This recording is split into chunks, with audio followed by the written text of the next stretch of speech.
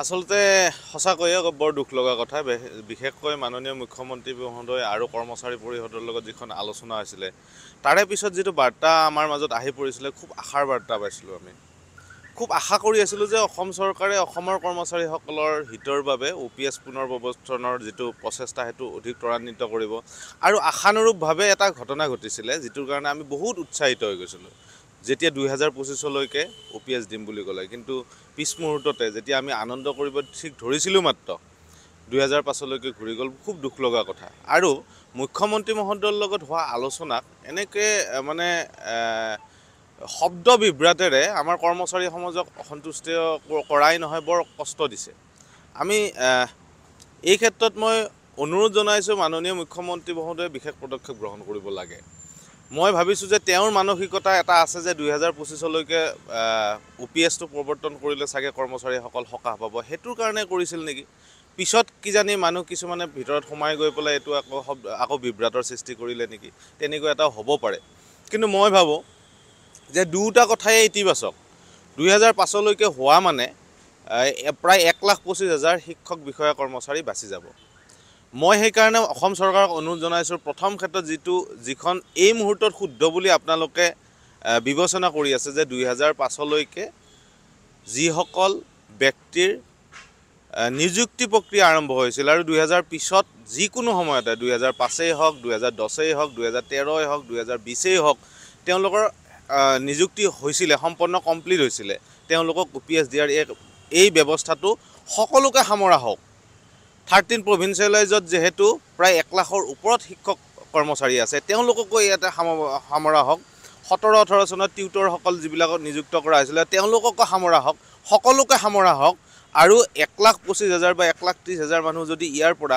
সকাহ পায় নহয় বৰ ডাঙৰ কথা হ'ব আমাৰ কাৰণে খুব আশাৰ বতৰা হ'ব আৰু মই মাননীয় মুখ্যমন্ত্ৰী মহোদয়ক আৰু অসম চৰকাৰক অনুৰোধ জনাইছোঁ যে এই 1,25,000ৰ কথাই নাভাবি গোটেই ব্যৱস্থাটোকে পৰিৱৰ্তন কৰাৰ কাৰণে আপোনালোকে উদ্যোগ লওক আমি আশাবাদী আপোনালোকে কৰিব পাৰিব আৰু এই শব্দ বিভ্ৰাটক লৈ ইতিমধ্যে আমাৰ কৰ্মচাৰীসকল যথেষ্ট ক্ষুভিত হৈছে যথেষ্ট অসন্তুষ্ট হৈছে তেওঁলোকক আমি সকাহ দিয়াৰ কাৰণে তেওঁলোকক আমি সন্মান কৰোৱাৰ বাবে তেওঁলোকক আশাৰ বতৰা দিয়াৰ বাবে আমি যৎপৰোনাস্তি চেষ্টা কৰি আছোঁ আমি যোৱা সময়ছোৱাত এক দুৰ্ঘোৰ আন্দোলন কৰি আছিলোঁ আৰু অনাগত সময়ত তাক অধিক ত্বৰান্বিত কৰাৰ কাৰণে আমি লৈ গৈ আছিলোঁ আৰু অহা ফেব্ৰুৱাৰীৰ 1 তাৰিখে আমি ক'লা দিৱস আৰু তাৰ লগত সংগতি ৰাখি বিভিন্ন কাৰ্যসূচী আমি ইতিমধ্যে আলোচনা কৰিছিলোঁ কিন্তু এই শব্দ বিভ্ৰাটৰ কাৰণে আমাৰ সমস্যাৰ সৃষ্টি হ'ল আৰু ফাইনেলি আমি 1 তাৰিখত কেৱল ক'লা দিৱস আৰু 2-এটা কাৰ্যসূচীহে গ্ৰহণ কৰিছোঁ আমি দিনত এঘণ্টা ধৰ্ণা কাৰ্যসূচী পালন কৰিম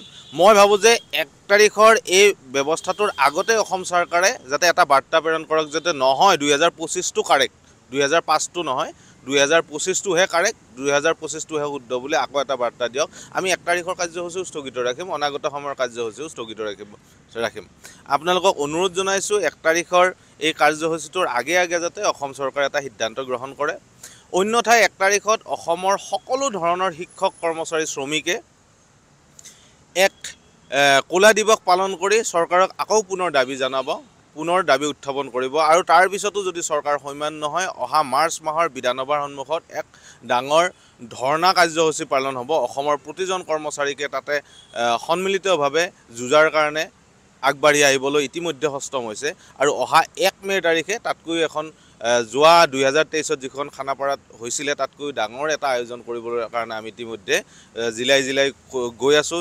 কৰ্মচাৰীসকলক লগত লৈ আছোঁ মই সেইকাৰণে অনুৰোধ জনাইছোঁ এনেকুৱা শব্দ বিভ্ৰাটবিলাক বাদ দি এই মুহূৰ্তত 2025টোৱে ৰাখক অন্যথা 1 তাৰিখৰ আমাৰ কাৰ্যসূচীটো সফল কৰাৰ বাবে কৰ্মচাৰীসকলক বা হাতত দ্বিতীয় আৰু পন্থা নাথাকিব আমি সেইটোৱে ভাবিছোঁ মাননীয় মুখ্যমন্ত্ৰী মহোদয়ক মই দায়ী নকৰোঁ কিন্তু এই শব্দ বিভ্ৰাটৰ কাৰণে হয়তো কোনোবা তাৰে মাজত সোমাই আছে যিয়ে এই 2-3টা ভাগত ইতিমধ্যে OPS আৰু NPS বুলি 2টা ভাগ হৈ গ'ল কেন্দ্ৰীয় চৰকাৰে UPS বুলি ডিক্লেয়াৰ কৰাৰ লগে লগে আৰু এটা ভাগ হ'ব গৈ আছে এতিয়া তাৰ মাজতো 2005 2025 আৰু 2003 2001 এখানে বিভিন্ন পৰ্যায়ত ভাগ কৰিব গৈ আছে যাতে কৰ্মচাৰীসকলৰ এই সংগ্ৰামখনত এই যুক্তিবাদী সংগ্ৰামখনৰ যাতে স্তব্ধ হয় বা তাৰ জ্যোতি পৰে গতিকে এই ব্যৱস্থাটোৰ ক্ষেত্ৰত আমি সঁচাই শংকিত সংগ্ৰামক লৈ শংকিত নহয়, যিমানে নকৰক যে অসমত UPS পুনৰ প্ৰতিষ্ঠা নোহোৱালৈকে সংগ্ৰাম চলিব, সেইটো মই ক'ব লগা নাই। কালিলৈকে মই নাথাকিলেও দিলীপ দাস আহিব, দিলীপ দাস নাথাকিলেও বেলেগ আহিব, বেলেগ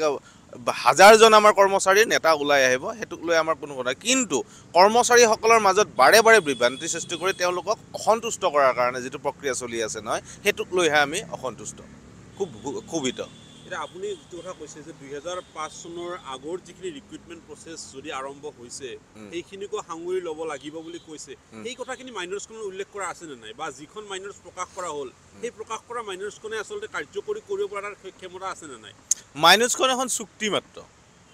এনেকুৱা হাজাৰখন মাইনৰ্ছ আছিলে, হাজাৰখন সিদ্ধান্ত হৈছিলে, যিবিলাক সিদ্ধান্ত বছৰ বছৰ ধৰি পৰি থাকে। 1998ত যদি মানে ডাইৰেক্টৰ অফিচৰ জুনিয়ৰ এছিষ্টেণ্টসকলৰ দৰমহা অসম সচিবালয়ৰ সমান হ'ব বুলি তেতিয়া প্ৰফুল্ল মহন্তৰ দিনত চুক্তি এখন হৈছিলে, সেইখন কিন্তু আজিও কাৰ্যকৰী নহ'ল। সেনেকুৱা হাজাৰখন চুক্তি আছে। এই মাইনৰ্ছখনো যদিহে চৰকাৰৰ সদিচ্ছা নাথাকে তেতিয়াহ'লে এইটো ইমপ্লিমেণ্ট নহয়। কিয় নহয়? এই মাইনৰ্ছখনৰ প্ৰত্যেকটো ষ্টেপতে কিছুমান শব্দ বিভ্ৰাটৰ সৃষ্টি কৰা হৈছে। আজি আপোনালোকক মই ক'ব খোজা নাই, কাৰণ দীঘলীয়া হৈ যাব। প্ৰত্যেকটো স্তৰতে, প্ৰত্যেকটো সিদ্ধান্ততে কিছুমান শব্দ বিভ্ৰাট আছে, যিখিনিয়ে অনাগত সময়ত হয়তো অসুবিধা কৰিব।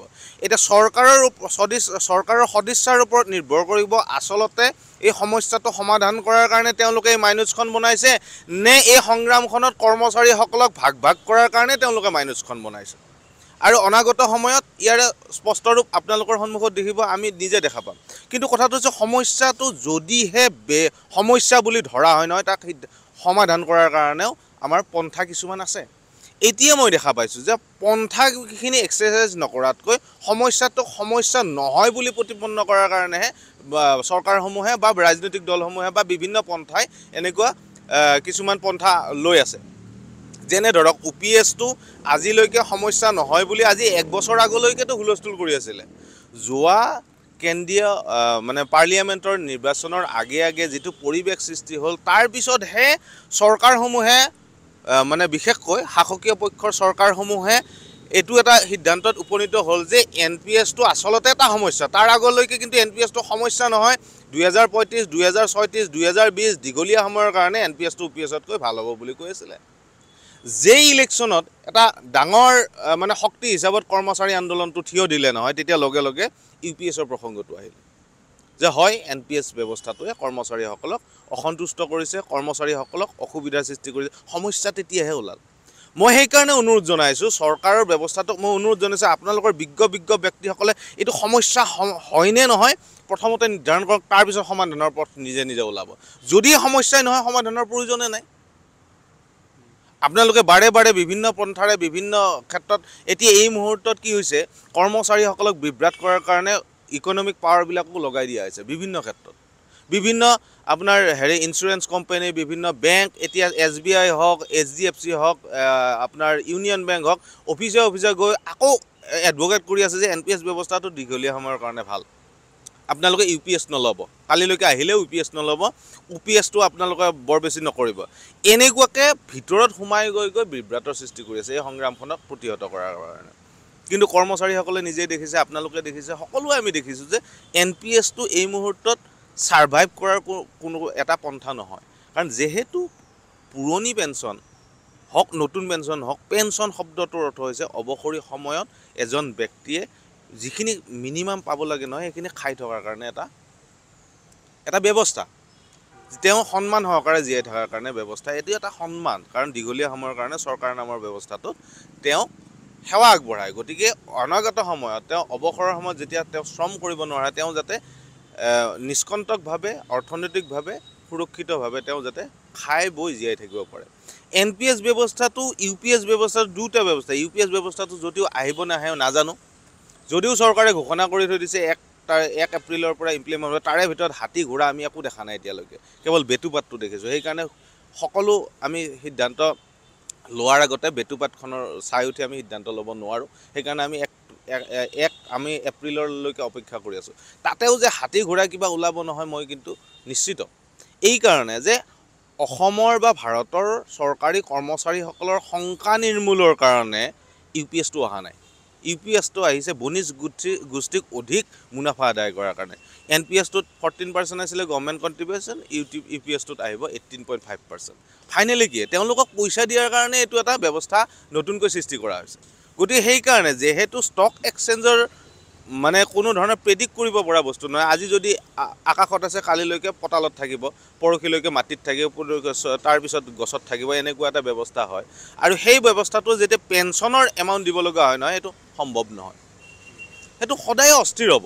আৰু সেই অস্থিৰ ব্যৱস্থাটোৰ যোগেদি অৱসৰৰ জীৱনত খাব নোপোৱা মানুহ মানে যিকেইটা মানে অৱসৰী ব্যক্তি আছে তেওঁলোকৰ সুৰক্ষাটো নিশ্চিত নহয়। যেতিয়ালৈকে গভৰ্ণমেণ্টে ৰেছপনচিবিলিটি নহয় এই ব্যৱস্থাটো আমি সৈমান নহওঁ। গভৰ্ণমেণ্টে ৰেছপনচিবিলিটি ল'ব, গভৰ্ণমেণ্টেই পেঞ্চন দিব লাগিব আৰু UPS-এই দিব লাগিব। সেইটো খাটাং অহা 1 ফেব্ৰুৱাৰী তাৰিখে অসমৰ প্ৰতিজন শিক্ষক বিষয়া কৰ্মচাৰীয়ে নিজ নিজ কাৰ্যালয়ত 1 ঘণ্টা ধৰি অৱস্থান ধৰ্মঘট কৰিব আৰু লগতে তেওঁলোকে ক'লা বেজ পৰিধান কৰিব, য'তে যেনেকৈ থাকে ক'লা বেজ পৰিধান কৰিব আৰু ছ'চিয়েল মিডিয়াই দি আকৌ পুনৰবাৰ UPS ৰাজ্যত প্ৰতিষ্ঠা কৰাৰ কাৰণে আহ্বান জনাব, দাবী জনাব। অসম চৰকাৰক মই অনুৰোধ জনাইছোঁ এই শব্দ বিভ্ৰাট বাদ দি UPS পুনৰ প্ৰৱৰ্তন কৰক। এয়া আমাৰ একমাত্ৰ আৰু শেষ সিদ্ধান্ত। আপুনি বিচৰা বাতৰি পাব কেৱল নিউজ 18 এপত।